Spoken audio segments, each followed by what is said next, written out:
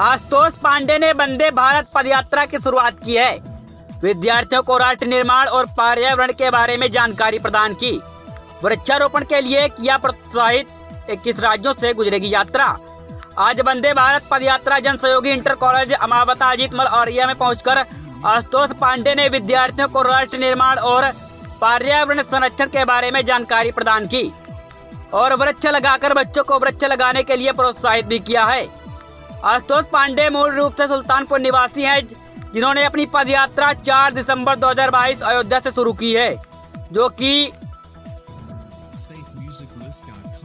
10,000 kilometre की पदयात्रा भारत के 21 राज्यों से होकर निकलेगी, जिसमें लगभग 10,000 वृक्ष लगाने हैं का लक्ष्य है और 1,000 विद्यालयों में बच्चों को जागरूक करेंगे। साथ ही साथ सभी को एक पेड़ लगाने के लिए वचनबद्ध किया जाएगा। India TV 7 news live TV channel के साथ देखे हमारे संवाददाता वीरेंद्र सिंह सेंगर की खास रिपोर्ट।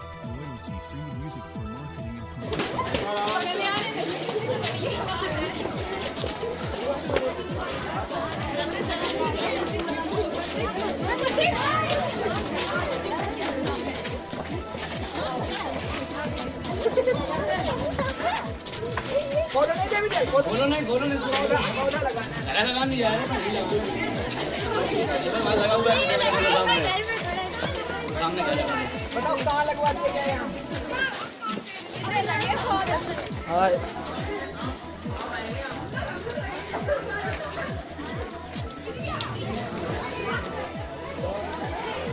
भारत के पर्यावरण को बचाए रखने के लिए दूसरा है भारत की शिक्षा व्यवस्था को और बेहतर बना के उसको स्किल्ड बेस बनाए रखने के लिए। आप सबसे एक सवाल है मेरा, अगर आपको 5 मिनट जिंदा रहना है तो आपको किस चीज की जरूरत पड़ेगी? और उसके बाद जिंदा रहना है तो और उसके बावजूद भी जिंदा रहना है तो 3 चीज बेसिक हो गई ना। इसको कौन देता है? Nature. Environment. Without environment you are nothing. अब खत्म है, कुछ भी नहीं है। आपको 5 मिनट के अंदर इन्वायरमेंट डिस्ट्रॉय कर सकता है। कोविड में आपने अपनी आंखों के सामने देखा कि लोगों के पास करोड़ों रुपए थे लेकिन ऑक्सीजन नहीं पाए। जिस तरीके से पेड़ काटा जा रहा है, अगर इसी स्पीड से पेड़ काटा गया तो आने वाले 2050 तक पानी की तरह ऑक्सीजन को भी पैक करके बेचा जाएगा। जो बेच रहा होगा तो जिंदा रहेगा, जो खरीद रहा होगा। और उसके बावजूद भी अगर आपको जिंदा रहना है, अगर तीनों चीज मिल गई और इसके बावजूद भी अगर आपको जिंदा रहना है, कुछ करना है जिंदगी में, तो किस चीज जरूरत पड़ेगी? एजुकेशन की, एक राइट एजुकेशन की। विदाउट एजुकेशन आप कुछ भी नहीं कर सकते। आपको पता है ना, स्किल बेस्ड एजुकेशन की एक रिपोर्ट कार्ड की एजुकेशन है जिसको हम कैरी करते हुए आज आपको नहीं पता होगा, पूरी दुनिया में 35 नंबर का एजुकेशन इंफ्रा है। पूरी दुनिया में कितने नंबर का? 35 नंबर का। और रिपोर्ट कार्ड की एजुकेशन को कैरी करें क्लास, उसको बदल के मेरी जो मांग है वो है स्किल बेस्ड एजुकेशन लाया जाए, जिससे इंडिपेंडेंसी क्रिएट हो सके। इंडिपेंडेंसी तभी क्रिएट होगी जब आपके पास कोई स्किल होगी, तभी आप रोजगार क्रिएट कर पाएंगे। क्योंकि आप नौकरी नहीं मांगे, उस टाइम नौकरी देने के बारे में सोचेंगे, क्योंकि आपके हाथ में एक स्किल होगी। आप अच्छे फार्मर बन सकते हैं, आप अच्छे साइंटिस्ट बन सकते हैं, आप अच्छे डॉक्टर बन सकते हैं, आप अच्छे इंजीनियर बन सकते हैं, आप अच्छे जो भी काम करते रहेंगे। जिस फील्ड में आपका इंटरेस्ट होगा उसमें आप अच्छा कर पाएंगे, बिकॉज उसमें आपने स्किल को कैरी किया और उसको सीखते हुए पूरी जिंदगी आप निकाल लो। जब आप पढ़ रहे हो, पढ़ने का 3 पैरामीटर हमारे भारत में सेट है। एक 10th करना है, उसमें मार्क्स लाने, 12th करना है, मार्क्स लाने। अब आएगा आपकी जिंदगी में 12th के बाद वाला टाइम।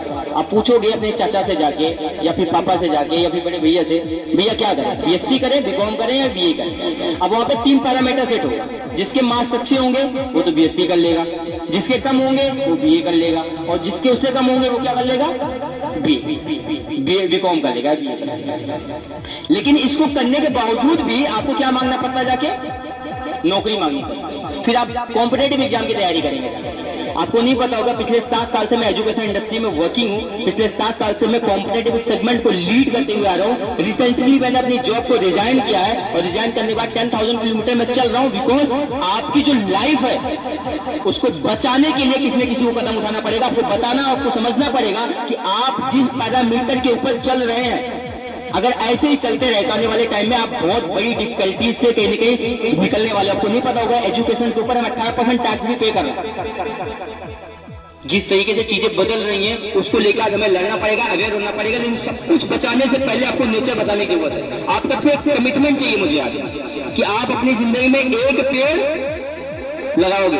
ऐसा झूठी कमिटमेंट मत करना यार। देखो मैं सच बता रहा हूँ, मैं बहुत ही इमोशनल और बहुत डेडिकेटेड स्टूडेंट था। मैं आप सबके लिए बहुत इमोशनल हूँ। जितने फेस बैठे हैं ना, इनमें बहुत पोटेंशियल है।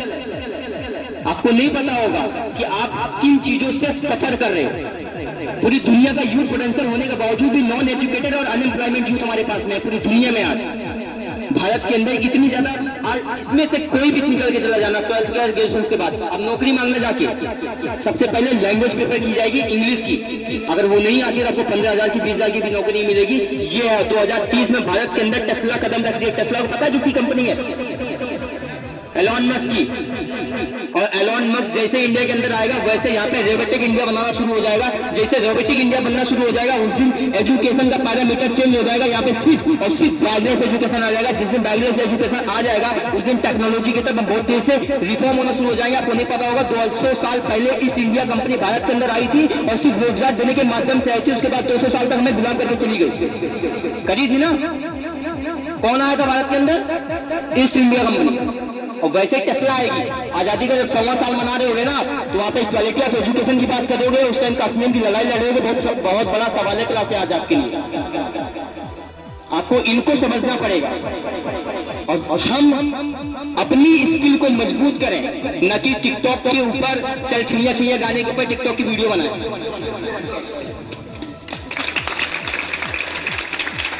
आज आपको खुद इन्वेंशन करने पड़ेंगे। आपको पता है 2018 का एक डाटा था, कोविड के पहले एवरेज 4 घंटे यूथ अपना टाइम देता था। किसके ऊपर? सोशल मीडिया के ऊपर। और 2022 का एक डाटा है, आप सोच के हैरान होंगे कि हम 8.5 घंटा अपना एवरेज टाइम दे रहे हैं। जिस यूट्यूब के ऊपर, फेसबुक के ऊपर और इंस्टाग्राम के ऊपर आप टाइम दे रहे हो, उसको किसने बनाया? किसी और ने बनाया। आपके टाइम को यूज करके पैसा कौन कमा रहा है?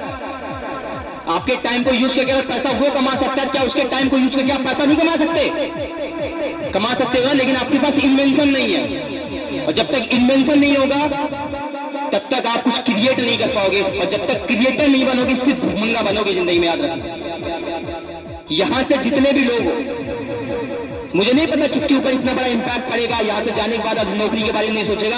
आने वाले 25 साल के बाद, 20 साल के बाद, 10 साल के बाद, जब वो 25 साल का हो चुका होगा, 10 साल का हो चुका होगा, 15 साल का हो चुका होगा, तो वो सोचेगा कि मुझे कैसे करके भारत की युवाओं को रोजगार देना है, इंडिपेंडेंसी की तरफ जाना है। अपने एजुकेशन का सिर्फ मतलब है कि आपके अंदर डिसीजन मेकिंग है कि नहीं है। आप अपने एजुकेशन को सिर्फ और सिर्फ नौकरी मांगने के मकसद से पढ़ना शुरू करते हो। आपको पहले ही पता होता है कि पढ़ना नौकरी मांगा जाएगा। आज से चेंज कर देना इसको। आज से आपको ये करना है कि आप जब पढ़ जाओ तो आप अपने टीचर की रिस्पेक्ट कर सको। आप जब पढ़ जाओ तो अपने समाज में अपने युवाओं को रोजगार दे सको। आप जब पढ़ जाओ तो एक रोड मैप तैयार कर सको भारत के भविष्य के लिए। आप जब पढ़ जाओ तो आपको गलत और सही की डिसीजन लेने की क्षमता आपके अंदर होनी चाहिए। अगर ये नहीं है आपके अंदर और किसी के फॉलोअर बनते हो जाके, तो आपके पढ़ने का कोई मतलब नहीं है। क्लास बहुत जरूरत है। आज बहुत टफ टाइम चल रहा है हमारे लिए। 25 साल पहले अगर आज मैं इसकी लड़ाई नहीं लड़ूंगा ना, तो जब आप 25 साल के होंगे तो आप एक चीज जरूर मुझसे पूछोगे कि भैया आपने मेरे लिए क्या किया। अगर आपको सब कुछ पता था तो आपने किया क्यों नहीं? इसलिए मैं आप सबकी, मेरी जितनी बहनें हैं यहाँ पर, जितने भी भाई हैं, मैं आप सबसे हाथ जोड़ के रिक्वेस्ट करता हूँ कि भारत के निर्माता बनिए, भिखमंगा नहीं। और आज से एजुकेशन को सिर्फ रिपोर्ट कार्ड की एजुकेशन मत बनाना। आज से स्किल बेस्ड एजुकेशन की तरफ जाना। और हमेशा, जैसे मैंने सबसे पहले टीचर्स की बात करी, भारत एक ऐसा देश है जो हमेशा से टीचरों की रिस्पेक्ट करता हुआ आया है। पूरी दुनिया हमसे सीखती थी और आज उसको हम खत्म करते जा रहे हैं। दूसरी जो मेरी लड़ाई होगी इसके बाद, वो सिर्फ टीचर्स के रिस्पेक्ट को लेके होगी। अगर पद्मश्री अवार्ड दिया जाता है किसी एक्टर को तो हमारे टीचर्स को भी मिलना चाहिए। अगर राष्ट्रपति अवार्ड किसी को मिलता है तो हमारे टीचर्स को मिलना चाहिए।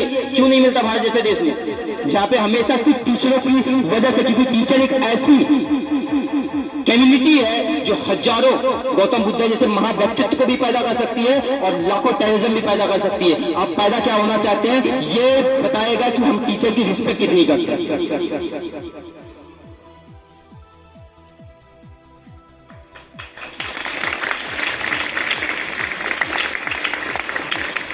और इसको लेके मैं लड़ रहा हूं। आप सबने सबको फॉलो किया होगा, किसने किसी के फॉलोअर होंगे, किसने किसी टिकटॉक के ऊपर, किसने किसी इंस्टाग्राम के ऊपर, फेसबुक के ऊपर या यूट्यूब के ऊपर आप फॉलो कर रहे हो किसने किसी को। मेरी आइडिया आशुतोष मोटिवेशन से, उसको फॉलो करना। मैं इसलिए बोल रहा हूं कि तुम्हें रियलिटी दिखाऊंगा पूरे भारत की, ऐसे छोटी छोटी चीजें दिखाऊंगा और आपको कितना कुछ सीखने के लिए मिलेगा। अभी मैं आ रहा था, एक मुझे इंजीनियर मिले, सिविल इंजीनियर, उन्होंने कहा कि जो पॉलीथीन को आप यूज करते हो ना, पॉलीथीन को, उसको डिस्ट्रॉय होने में 1000 ईयर लगते हैं। क्लास कितने साल? 1000 वर्ष लग जाते हैं। और जिस फ्यूल को, जिस गाड़ी को आप चला रहे हो, ये जो आप लोग गाड़ी मत कैरी करना, साइकिल कैरी करना, क्योंकि जिस गाड़ी को आप कैरी करते हो ना, उसका जो फ्यूल बनता है उसको 1 लाख वर्ष लग जाते हैं बनने में। आज आपकी लैंड वीक होती जा रही है क्योंकि पेड़ कटते जा रहे हैं। रिसाइकलिंग रुक चुकी है, हर जगह खट्टा पानी पी रहे हो आप। रिसाइकलिंग पानी की रुक चुकी है क्योंकि पॉलीथीन नीचे जाने के बाद वो लैंड को क्या कर रही है, कमजोर कर रही है। उसके बाद वो रिसाइकलिंग उसकी हो नहीं पा रही है क्योंकि जो बारिश हो रही है, बारिश से जो रिसाइकलिंग होती है वो रुकती जा रही है। आने वाले टाइम पे आप पानी पीने के लिए तरस जाओगे। सब आंखों के सामने पानी बर्बाद होगा, तो उसको बचाओ। रिसाइकलिंग होनी चाहिए। जो आपकी खेती हो रही है उसके बारे में पढ़ो कि फार्मिंग, जो ऑर्गेनिक फार्मिंग होती है वो कैसे की जाती है। आपको ऐप डेवलपमेंट आना चाहिए, वेबसाइट डेवलपमेंट आना चाहिए, आपको जावा C++ के बारे में पता होना चाहिए। आज आने वाले 2030 में सब कुछ रोबोटिक हो जाएगा, सारी एम्प्लॉयमेंट खत्म हो जाएगी, प्राइवेटाइजेशन बढ़ता चला जाएगा, कुछ नहीं बचेगा आपके हाथ में। आपके हाथ में सिर्फ एक चीज बचेगी, वो बचेगी स्किल। और अगर स्किल को कैरी नहीं करोगे तो डिस्ट्रॉय हो जाओगे पूरी तरीके से। जब हमारी आजादी जब हुई थी, उसके बाद उस टाइम पता है मूवीज किस तरीके की बनती थी? उस टाइम बनती थी रोटी, कपड़ा, मकान, इस तरह की मूवी बनती थी। कारण क्या था कि हम उस टाइम रोटी, कपड़ा, मकान के लिए तरस रहे थे। लेकिन आज क्या बनती है मूवीज? आज बनती है टेक्नोलॉजी से रिलेटेड, क्योंकि आने वाला टाइम क्या है, इसी का है। तो जैसा फ्यूचर होता है वैसी चीजें बनती हैं। बहुत ऑब्जर्विंग स्टूडेंट बनना, इन सब चीजों के लिए लड़ना पड़ेगा, इन सब चीजों के लिए काम करना पड़ेगा। इसलिए मैं 10,000 किलोमीटर की पदयात्रा कर रहा हूं। मेरा एक सवाल है, इस लड़ाई में कौन कौन मेरे साथ है? आवाज आनी चाहिए और तेज से, और तेज से। भारत माता की, भारत माता की, भारत माता की। एक छोटी सी कहानी क्लास, उसके बाद मैं एंड करूंगा। उसके बाद सेशन को एंड करने बाद मैं आगे तरफ चलूंगा। एक फैमिली थी क्लास, बहुत रिलेट करोगे इससे। बहुत अच्छा चल रहा था उसी फैमिली, माँ बाप थे और दोनों बच्चे थे। अच्छा खासा